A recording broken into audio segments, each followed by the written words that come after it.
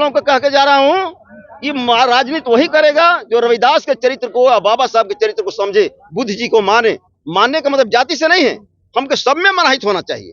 गांव घर में कुछ लड़कियां औरतें ऐसी हैं, लकड़ी जल कोयला भई, कोयला जल भय राख, मानो अभागन ऐसे जले, भाई कोयला बने न राख। जय जय संत रविदास। यही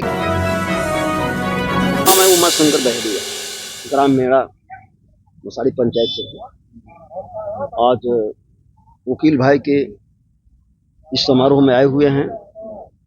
वकील भाई वैसे सब लोग सबको अच्छा कहते हैं, जब तक जिंदा है आदमी। समाज की रीति हम देख रहे हैं कि सब लोग सबको कुछ कहते हैं, मर जाने के बाद सब लोग अच्छा ही कहते हैं। वकील भाई वैसे हमारे अच्छे दोस्त थे, अवसरवादी थे, मैं कह रहा हूँ। और आज ये यहाँ राजनीति की जो बात चल रही है, मैं नेता तो नहीं पर कहना चाहूंगा, जिसमें सबके प्रतिभाव हो। जाति के पक्ष में हम कभी कुछ नहीं कर सकते। जो ब्राह्मणों के बीच में बैठे, राजपूतों के बीच में बैठे, चमारों के बीच में, जादवों के, सबके बीच में बैठे, सबके दुख सुख को समझे। कोई भगवान को मानता है, कोई नहीं मानता है, कहीं दरगाह में जाकर बैठिए, सबके विषय में चित्त वही राजनीति कर सकता है। और सबसे बड़ी बात है, मैं मध्य प्रदेश था, वहां माता हिंगलाई देवी के दर्शन हो तो हमने प्रतिज्ञा किया कि ऐसे देवी का मंदिर बिहार बनवाएंगे, धर्म प्रचार समाज सेवा करेंगे। दोस्तों, आपको मालूम होगा ये बड़ौरा वाला कांड हमारे बस की बात नहीं थी, मगर उस समय जब हमको लोग बोले, जनता हमको कवि जी, साधु जी, महात्मा जी, नेताजी कहती, हमने जो बात बोला टीआई साहब से बात हुआ, झगड़ा की समाप्ति कराया हमने। ये सबके अंदर विद्वता होनी चाहिए। अधिकार खोकर चुप रहना यह महादुष्कर्म है, न्यायार्थ हेतु सगे संबंधी को दंड देना धर्म साथियों।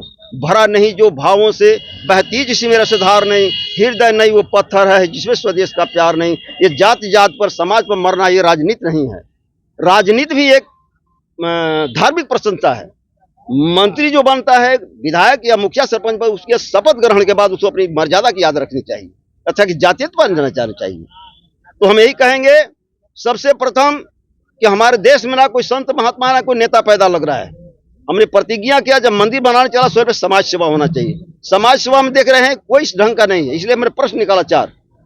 ये बता दे कोई ब्राह्मण देवता, कोई नहीं बता पा रहा है वह स्वर्ग कहाँ है जिसके लिए मानव जब तक दान करता है। दूसरा प्रश्न है, वाल्मीकि गुरु कौन थे जो संस्कृत रामायण लिखने को उपदेश दिए। तीसरा प्रश्न है, अचानक किसी की मृत्यु हो गई, 2 मिनट बात करने के लिए जिंदा हो सकता है नहीं। चौथा प्रश्न है, दोस्तों मैं तमाम नेताओं से कहना चाहूंगा, बाबा भीमराव अम्बेडकर साहब ने सरकार को अपना संविधान देने के बाद समाज को 1 उंगली का मार्गदर्शन दिए हैं। 1 उंगली बताए हैं ना, 1 उंगली का मकसद क्या है, जो मकसद समझेगा वही राजनीति करेगा, मेरा चैलेंज है। मैं उमा शंकर बहलिया कह रहा हूं, 1 उंगली का मकसद नहीं बता पा रहे हैं लोग, है क्या। जैसे प्रमाण देता हूं, बताते हैं लोग कई प्रकार का, पर सुनता नहीं होती है। कहते हैं ये से किसी को बिच्छी मार दिया, 1700 झाड़ रहे हैं, छू छू कर उतर रहा है, एक आदमी क्या बिच्छी है, सबको हटो, सबको हटा दिया उसने। एक ही बार में 2 बार झाड़ा और बिच्छी तो मंत्र उतर गया, वो जहर उतर गया। ये समाज की बात है, एक आदमी की बात नहीं है। वो कौन सी कला थी, वही मंत्र से वो भी झाड़ा, मंत्र से वो भी झाड़ा, वही राजनीति, वही भाषण वो भी देते, वही भाषण वो भी देता है। और कभी जात पात से राजनीति नहीं हो सकती। जो सब में समाहित हो, सबको समझे, वही राजनीति कर सकता है, वही बन। अब जीत जाना, मान लीजिए हम विधायक बन गए, मुखिया बन भी गए, तो जिनसे मतलब चलाने से मतलब है, मुझे 5 वर्ष बिताना चाहिए, वो स्वाभिमान, वो नेता होना चाहिए। और जब तक 1 उंगली का मकसद समाज नहीं समझेगा, मैं कह रहा हूं कि बहुजन कभी आज सदियों तक परेशान होते आ रहे हैं। 1585 के नारा क्या कर रहा था, कभी शुद्धता नहीं आई। सब लोग भाषण दे, वकील भाई भी चले गए भाषण देते, हमारे नेता चले गए भाषण देते। क्या कारण है कि समाज में सुधार नहीं हुआ। एक ही मकसद है, 1 उंगली का मकसद समझ जाएंगे आप तो कल्याण होगा। संत वही, ब्राह्मण वही हो जो स्वर्ग के विषय में जाने। वाल्मीकि गुरु का नाम नहीं बता, शर्म की बात है। एक पंडित जी बता रहे हैं कि नरक स्वर्ग वही है, पति पत्नी सच्चा प्रेम है। क्या बताएं उनको, हम क्या कष्ट हुआ। जब वही स्वर्ग है तो जंगल में राजा महाराज तपस्या क्यों करने जाते थे, क्यों जमीन धरती में समाधि लेते। बाबा रविदास जी क्या है।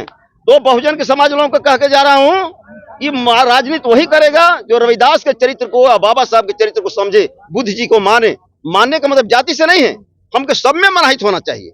मैं कुछ नहीं हूं, मर्जिस्टा में राज्यपाल के महोदय के खिलाफ बगावत था पटना में, ये नगीना राम बताएंगे हम क्या औकात है। मगर माता की कृपा, लानत है उन विद्वानों को जिन्हें विद्वता का ज्ञान नहीं, धिक्कार है उन छात्राओं को जिन्हें अपने माता पिता और मातृभूमि से है प्यार नहीं। अरे लानत है उन माता बहनों को जिन्हें भारतीय संस्कृति का ख्याल नहीं, धिक्कार है उस फैशन का जिसमें शरीर का भाव नहीं। कहने तात्पर्य है दोस्तों, हमारे गांव घर में कुछ लड़कियां औरतें ऐसी हैं कि कपड़ा पहनने के बाद भी वस्त्रहीन नजर आती हैं। उसी प्रकार हमारे देश के नेता और वर्दीधारी खादीधारी सब शपथ ग्रहण के बाद भी अत्याचार करते हैं। जाति पाति में समाज में बट रहे हैं, वो सबको शपथ ग्रहण के मकसद को नहीं समझ पाते और शपथ ग्रहण की बात नहीं समझेंगे तो उनके लिए अपराध है। ये दुनिया छोड़कर दूसरी दुनिया है। एक और बता रहा हूं छोटा सा, अरे लकड़ी जल कोयला भई, कोयला जल भय राख, मानो अभागन ऐसे जले, भाई कोयला बने न राख। जय जय संत रविदास। यही कहकर मैं दमन करता हूँ। हमारा भक्ति भाव से बहुत काफी लगाव है और सत्य है जानने की कोशिश करें। एक उंगली का मकसद कोई समझे, ये मंदिर पर हमारा प्रोग्राम होगा, उसी में एक उंगली का मकसद बताया जाए। चारों प्रश्न का जवाब क्या है, ऐसा बहुत सुंदर प्रश्न हमने किया है। ये समझ जा जीवन मरण के विषय में और शपथ ग्रहण के विषय में एक उंगली का मतलब वही राजनीति कर सकता है। एक उंगली का मतलब कोई नहीं बता पाए, है क्या? जय।